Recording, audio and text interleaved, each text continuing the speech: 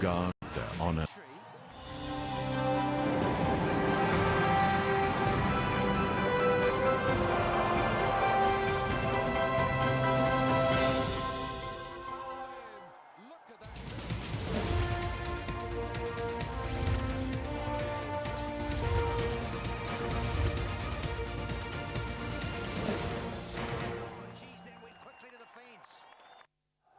Welcome to the world today. I'm Waqas Majeed. We're still talking about the India-Pakistan recent standoff. We want to analyze what brought things to that pass. There's a very interesting article written by Mr. Robert Fisk stating that India plotted a dangerous attack with Israel's help. We're going to talk about that in some detail. Let me introduce my guests in the studio. Joining me for the conversation today, first of all, we have Brigadier Shahid Jaagir Saab with us, and joining him, we have Tughrul Yameen Saab. Thank you very much, sir, for being here. Sir, I'll start with Yameen Saab for this one, because you've also read the article, Yameen Saab, this one concerning Israel's fingerprints over this entire operation. I have. What do you make of it, sir? Robert Fisk has been deployed in Pakistan, if you know that, once upon a time. He was here. Now he covers Middle East mostly. So he says that India and Israel have close collaboration. All of us know about it. They have very close defense collaboration. Benjamin Netanyahu paid a long visit to India last year, 6 days long visit. So what he says is that they are also collaborating in counterterrorism training, and the Indian soldiers go there regularly to the Negev desert for counterterrorism training. And the interesting thing that he points out is that he says that the Indians are trying to copy the Israeli template, the way they are behaving with the Palestinians. It's the similar attitude they have adopted for the Kashmiris. So Mr. Fisk is not far off the mark. What he's saying is quite correct.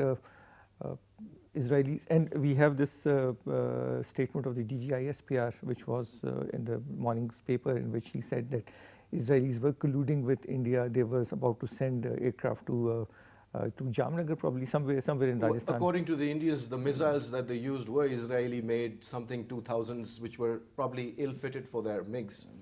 It seems to be like that. Probably. But something much more sinister is afoot, sir, and that is, we spoke about it in our program yesterday as well, and this trying to copy the Israeli model vis-a-vis the Palestinians, it's a very dangerous situation that may develop, sir, if the Indians decide to start pushing the Kashmiris against the wall, or try to even worse, try to push them across the border into Pakistan, turn them into refugees. How would the world react to that sort of a situation, sir, if it were to develop? Well, in my point of view, these two conflicts have a lot of similarities. One, the Palestinians and the Kashmiri, because they both are the ideological struggles that they have. They came into being almost at the same time as well. Absolutely. So their way of dealing, what the Israelis have been doing, India definitely wants at this stage someone to partner him in this collaboration, and as Tughrul has said, that their defense cooperation, it's no hidden from anyone, and as you have said, the spike kit which was fitted on the Indian bombs which were dropped at the Balakot, they are Israeli mates. This is very much confirmed. You can go Google on the internet and you will find out the smart, precise and cheap, they call it. So that's one thing. The second is the attack on Pakistan collaboration of India. Well, Israel is all out to take out our nukes. This is not the first time. Back in Kargil and before also, there were news that the Israel has a collaboration with India to go for an airstrike on our nuclear installations. But Alhamdulillah, our intelligence is 2-3 steps ahead of Mossad and RAW and CIA and MI6. So we got the information, and if they will come, they will get the same fate as was given to Wing Commander Abhiman. Sir, according to some top government sources, it is also said that New Delhi planned the strike from its airbase in Rajasthan and then stepped back only after very severe warnings from Pakistan, saying that if that were to be the case, Pakistan would respond effectively, and therefore they had to change those plans. Do you have any information regarding that sinister plan as well, sir? The DGISPR spoke about this plan with some select journalists yesterday, and it did appear, and it was reported in the morning newspapers about this Israeli plan. I would like to go further back in the 1980s. I think it was 1984 that the Indians actually invited the Israelis to have a replay of what they did with the Iraqi nuclear plant in Oziraq. Remember that 8th of June 1980 probably, when they went and destroyed the Iraqi nuclear power plant. And they wanted to have a replay of that, and they were actually sending aircraft to Jamnagar, and again Pakistan got wind of it, and through very credible sources, and the Indians were told that we are going to respond, and they stepped back. So again what they were doing, again similar kind of plan was there.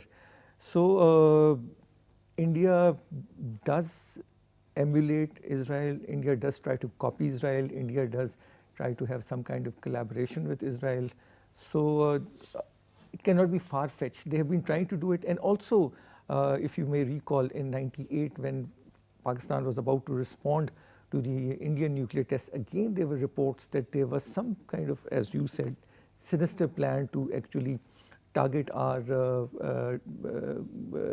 sites where we were to conduct the nuclear explosions aerially. It did not happen because Pakistan Air Force went into high alert, and friendly governments were also informed that this kind of action will not be tolerated.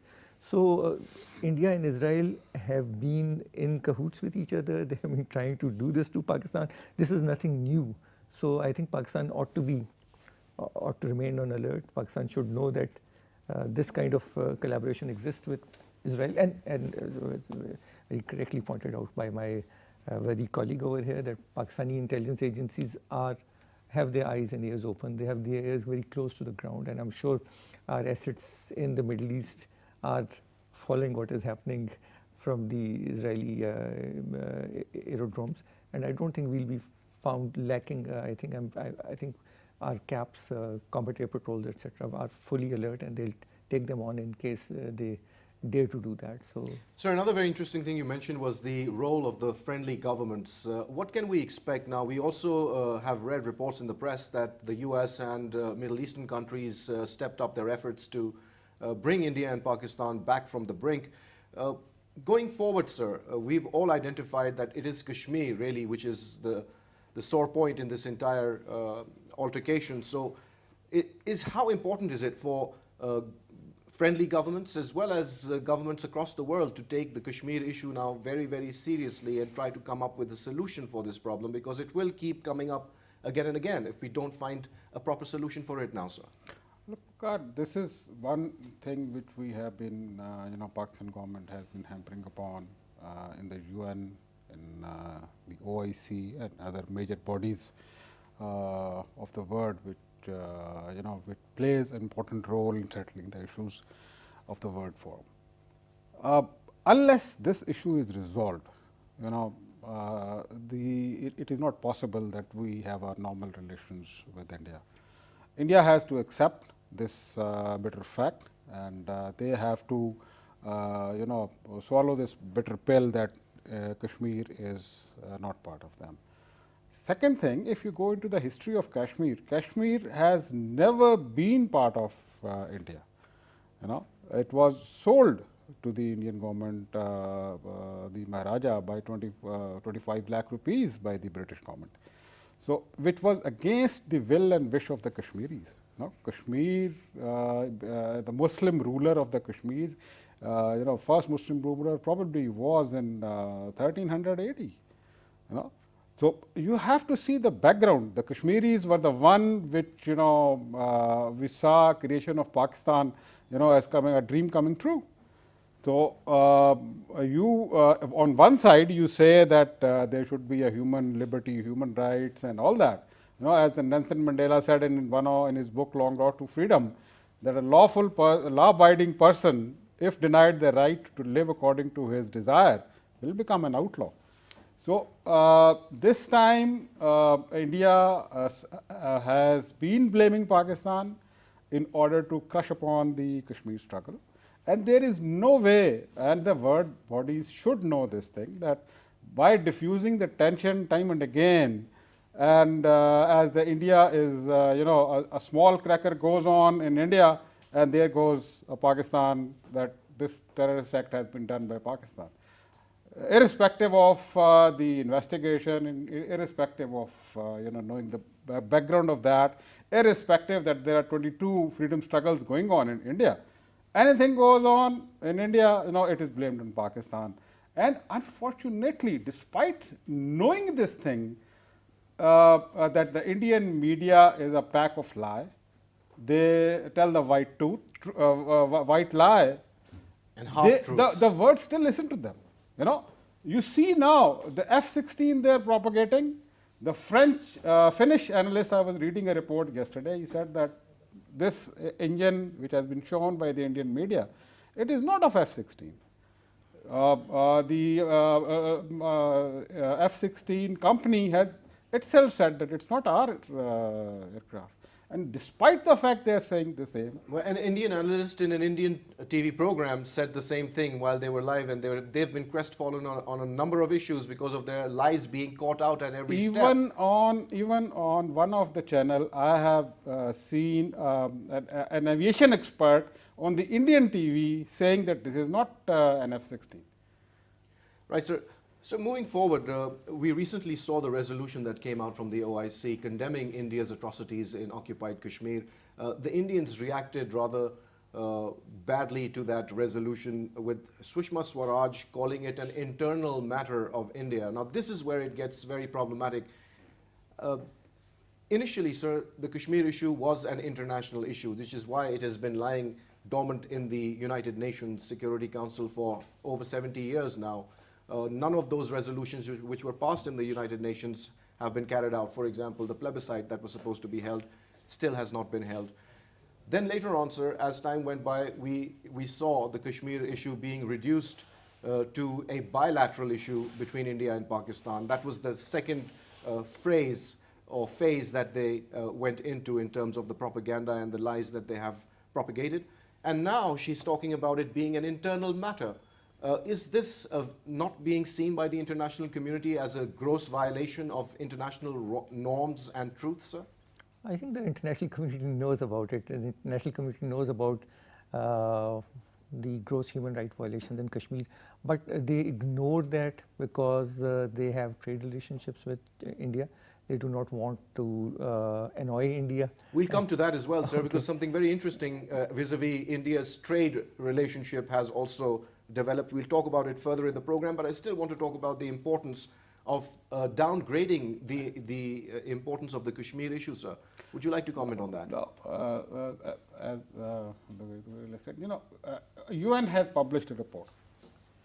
It has given the same fact and figure. We are not saying, Pakistan is not saying, there's no any Muslim country is saying. It's the UN which is saying that the murders, the atrocities, the rapes, the killing of children, using children as messengers and spying, this all is written in that document, which is there available on the internet, on the UN website.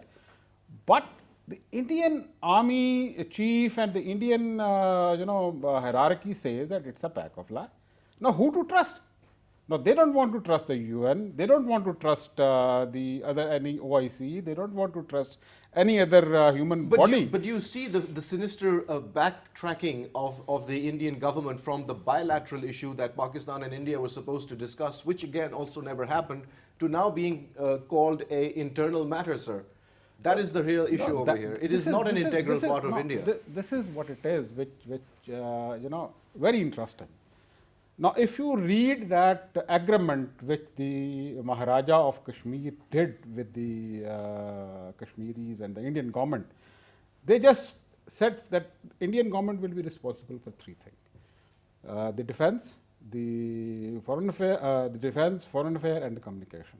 Sorry, defense, finance, and communication. Rest, the Raja himself said foreign that affairs, sir. It was foreign affairs. Then the rest, the Raja itself said that it will be decided by the people by having a plebiscite. The Indian Viceroy at that time, he also suggested to the Raja, it is documented in the history books, that the moment when the situation gets settled, there should be plebiscite in India. Then how can they say that it's an internal matter of India and Pakistan? Listen to the Kashmiri people, what they want. India is now trying to do away with 35A and another. Why? Because Kashmiris very openly say that we are not part of you. You were supposed to hold a plebiscite. And it is the responsibility of the UN and the world leaders to accomplish that. Now, this cannot be done unless there is a third party intervention. And that is why India always says it's an internal matter. Now, the Indian constitution which was made, it is not signed by the Sikhs. So this is part of the history. Now, why don't you let them decide? If they say that we want to live with India, by all means, we don't have any objection to that, but at least hold the plebiscite over there, give the right to the people, to whom they want to join. But you suppress their voice, you suppress them forcefully, and do not allow that the rightful authority which has been given by God and the humanity to them. You suppress that, and then you say that it's an internal right of internal matter of India. Well, this is unacceptable at all.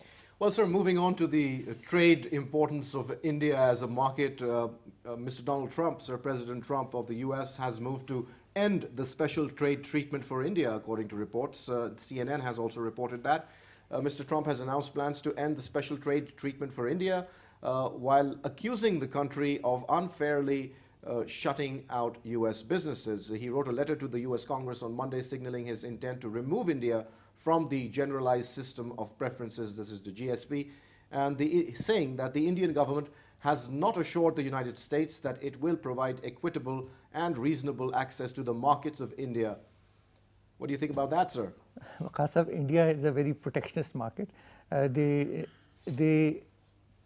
had this special agreement, nuclear agreement, 123 agreement with the United States, and the United States thought that they are going to capture the nuclear market, that they are going to sell them the Westinghouse nuclear power plants. That did not happen. So Indians are very shrewd businessmen. They want to be strategic partners of the US. They have very far-reaching defense ties with them.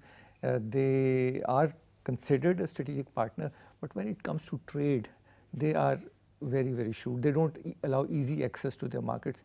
And also you see what happened in the case of this much maligned Rafale aircraft deal, full of scandals. Modi actually gave it to one of his business friends, Anil Ambani. Ambanis have no previous experience of manufacturing aircraft. So he has given, if I'm not wrong, 300,000 crores deal to them. So there are wheels within wheels. Indians can be very shrewd and very nasty with their business partners. They will do deals which then they can turn back. But again, you see, they can do that. It's such a huge market, 1 billion plus people over there, a growing middle class which so can you think buy. that this is really not going to have much of an impact between what businesses already existing between the US and India? I do not know the exact trade volume, but you can consider this. India and China has a $80 billion trade volume, $80 billion. Pakistan pales into insignificance when you consider Pakistan-China ties.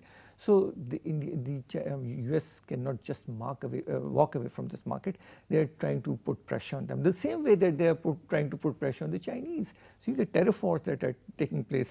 They're slapping down tariffs, but they know that if they just cannot walk away from the Chinese market, because Chinese is a big consumer market. Even the Chinese say that they want their citizens to indulge in consumption.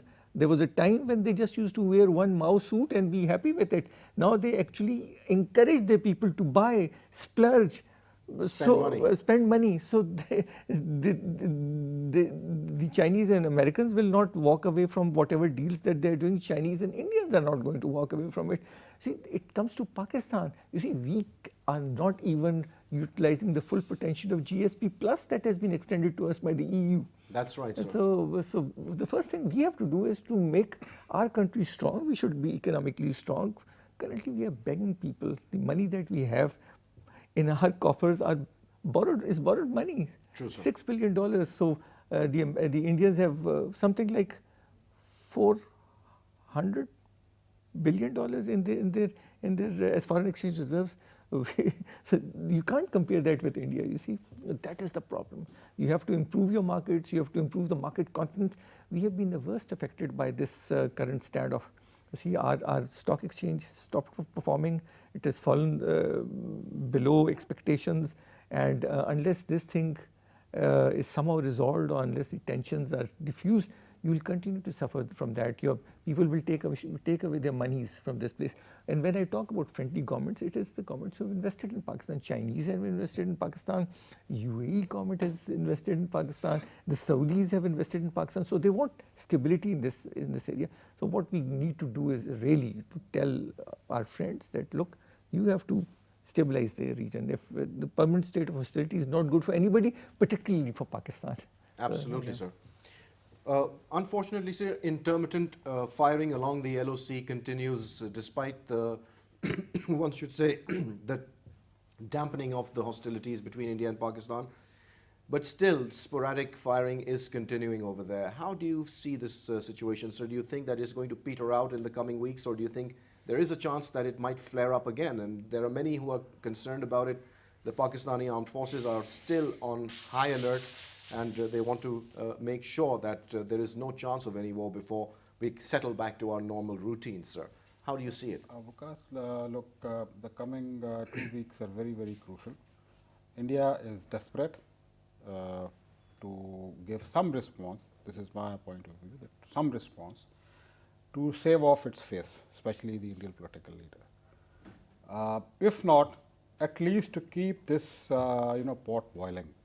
Because for the Indian present government, Modi government, it is very difficult to call it off totally before the elections. Yes, they will try to, yesterday I was seeing the news that an Indian submarine has also been spotted. So these are the activities in which they are probing and, feeling the response of Pakistan government. So that means that they are not totally given away with the idea of striking somewhere in Pakistan.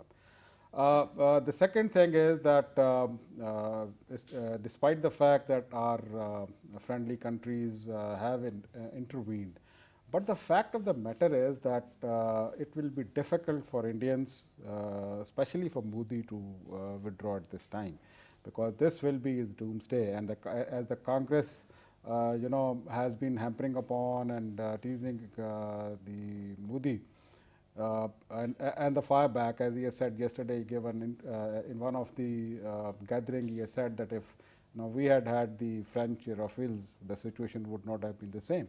But before that, he had already said that they'd won and they had damaged Pakistan greatly. So is he admitting defeat after by saying that? We're confused, sir, because on the one hand, defeat is always available.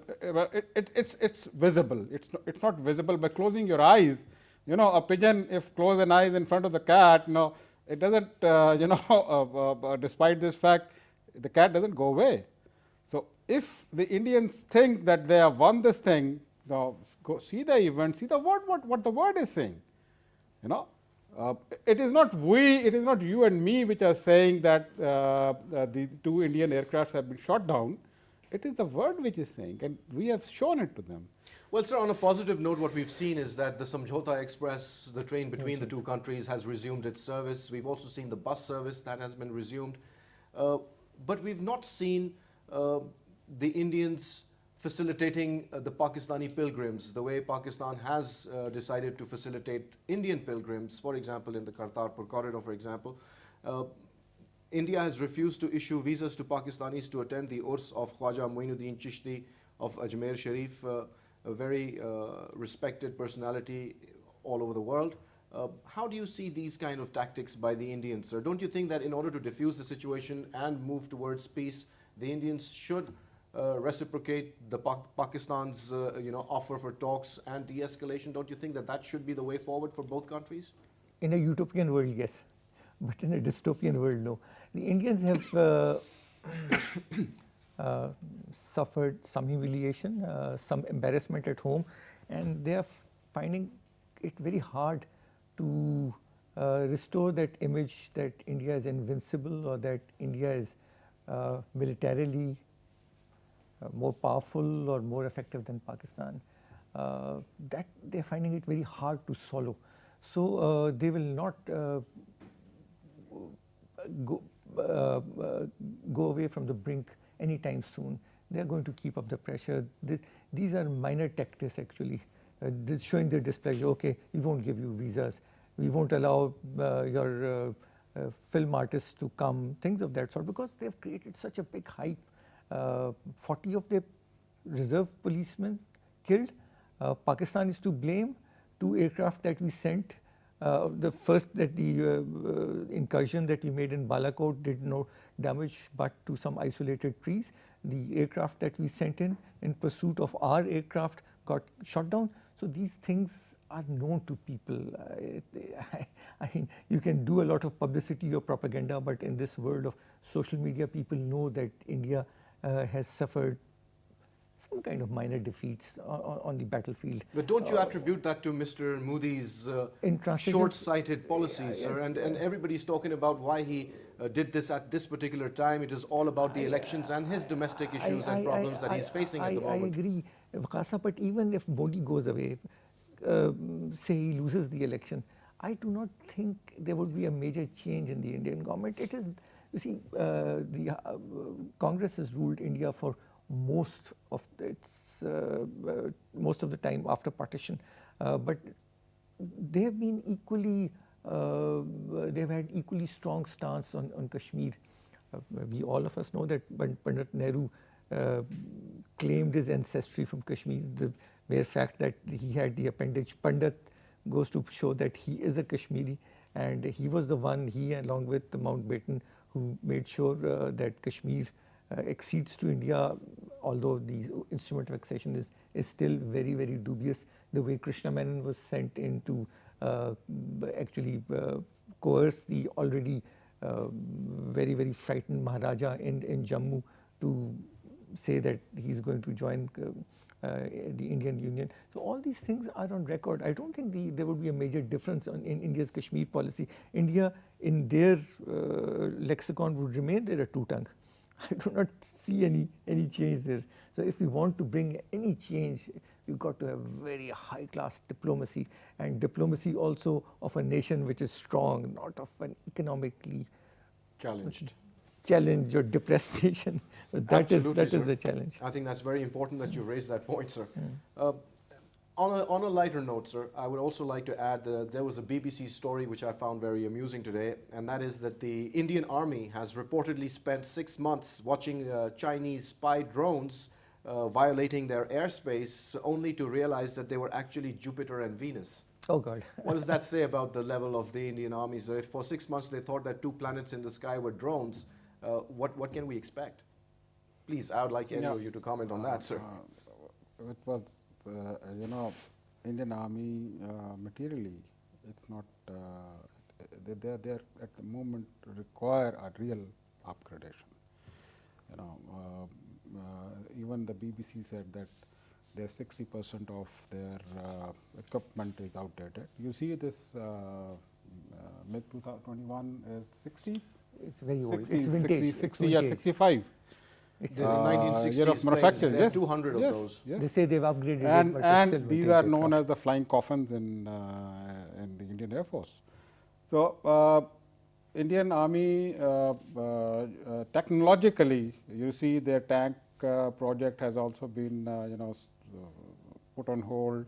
Their project of light aircraft has been put on hold. Their missile program is also feeling difficulties to take off. So these are the things which are hampering the advancement training. Please don't give them ideas, sir. I think it's best they keep it like that. Sir, moving on, let's talk about the real elephant in the room, which is what's important, sir, and that is the plight of the Kashmiri people. Yeah. They're the ones who are suffering the brunt of this altercation between India and Pakistan. The Indians have upped the ante, as they say, in terms of, enhancing the torture and the misery of the Kashmiri people as a result of this standoff, and of course the humiliation that they've had to face as a result of it, sir. Again, sir, I ask you, what can we really do in order to bring the world's attention to this most important flashpoint, which is Kashmir, and also the plight of the Kashmiri people themselves, the inhuman lives that they are now forced to lead? Look, first of all is the diplomatic, offensive diplomacy that we need to do. And that is that we take up the case offensively on the diplomatic front, especially in the UN and the OIC, as we have done this time. Then we should, project the atrocities which have been done by our embassies all over the world, especially if we create a desk over there and we organize a small little, gatherings and all, so that the common man over there in the Europe and the West should know what are the which have been done. When I was reading these figures, since last 10 years, 95,000 killings, including 31 children. Custodial killing 7,120. These are just this year's figures, sir. Yes. Just this year. So Yes. imagine the misery that they have atrocities. unleashed on the people of Kashmir in Women the past 70 widowed, years. which have gone widow, 22,894. Rapes have been 11,200. This is an alarming figure, which the world is keeping a blind eye on that. The children, 6 months child has been shot by the pellet guns, and lost both of her eyes. No, where is the humanity? Where is the human rights of the public? Where is the human rights? Are the human rights only for the liberal world? Why is it that we cannot bring this point home, sir? Why can't we drive it home that, where are those human rights when it comes to the Kashmiri people, sir? Do you have any suggestions, sir? My worthy colleague mentioned about a few reports that emerged last year. One was the UN High Commission, from the Office of the UN High Commission for Human Rights. It pointed out gross human rights violations.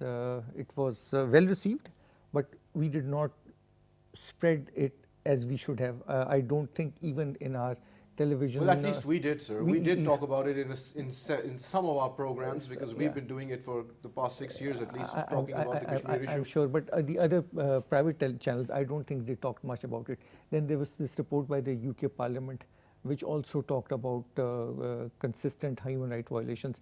And there was also this session of the European Union Parliament, which talked about gross human rights violations.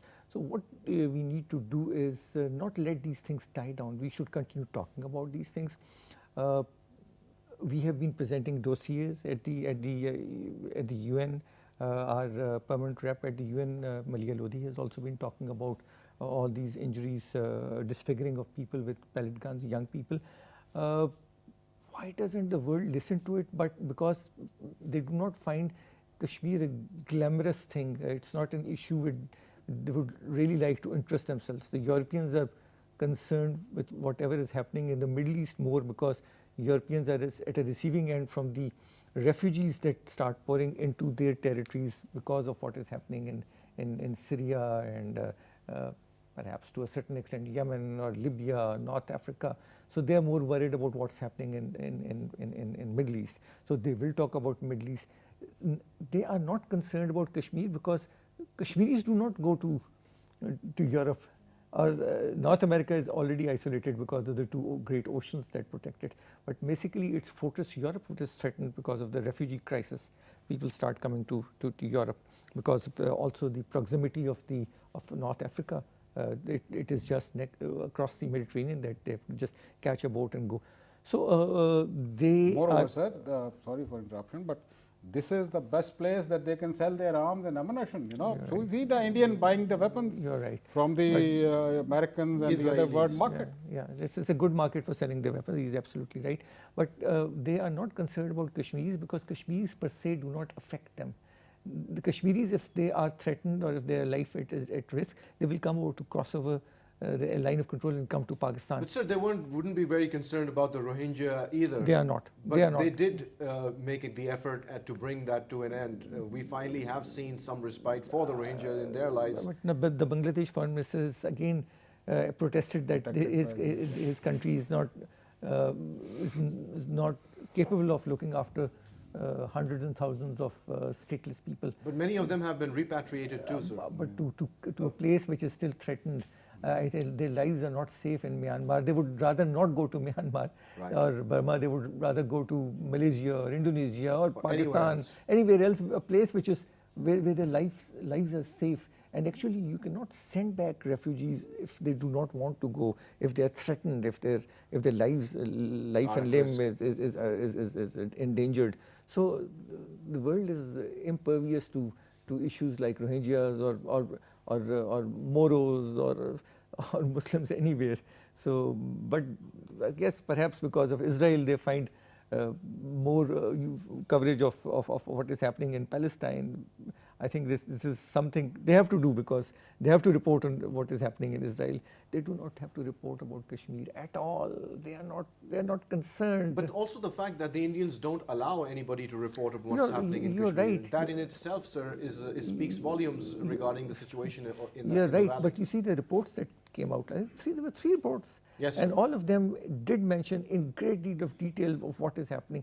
And because of the proliferation of social media, you cannot keep a lid on these things. True, Things get reported by other means. You don't need a Robert Fisk sitting in Srinagar to report. Things do get out, but people are not concerned because they don't feel the pain of the Kashmiris. So it is us who can do it. You did it, but I do not think the kind of coverage that our national media, and that includes all the 24/7 cable operated televisions, we are not on the same platform. So I think a national campaign needs to be launched. devised. Hey, what to talk of media, sir? We never listen anything from in the previous government from the Kashmir committee. Yes. No, they never talked about. And they that never, was a dysfunction. That was dysfunctional. Totally. Well, at dysfunctional. least this government has promised to give something back to the people who have suffered at the hands of the Indians, especially the people living on the line of control. They will be compensated according to the Kashmir minister that we have over here, sir. Another very important development, sir, on the local front is a very heavy government crackdown on such banned militant organizations that have given Pakistan a bad name internationally. I think that is now being taken very seriously by the government. Please comment on this particular drive, sir. Look, that is basically concerning the Financial Action Task Force issues which are there. Government is coming very hard, and it is not only for them, it is good for the country also, as Tughrul has said, that if we will be strong, only then we will be able to dictate to the others. The beggars has no right to choose. So there is a requirement that we must put our house in order. We must keep our accounts straight, as in the terms of accountancy it is said that we keep our accounts straight, and the government is coming very hard on this and should come hard, that whatever is money channel is there, it should not be dirty money in overall. And you see a lot of big shots also been named in that. There is a requirement that all the madrasas and these because these India is portraying that every place where the Quran is being taught is a terrorist training camp. So that narrative needs to be addressed. And India has again played very badly against Pakistan in the Financial Action Task Force meeting, because India is one of the member of Asia Pacific Group, and they have literally by name they have said in that meeting that what about the 2-3 terrorist groups which are, as they claim, is should be there in their accounts. So, government has started doing. It's part of the national action plan. It's not that we are doing it now. We are taking these steps from last 3 to 3 years, and it needs to be addressed. Tughrul, Yameen Saab, please, if you could please give us some last comments on this particular issue of the crackdown against these banned organizations that are bringing a bad name to our country, sir. I think it's been late in coming. President Musharraf, in an address to the nation in 2002, had said that there will be no Jaishes and there will be no Lashkars. He was very vehement, but I think we have been rather tardy in these things.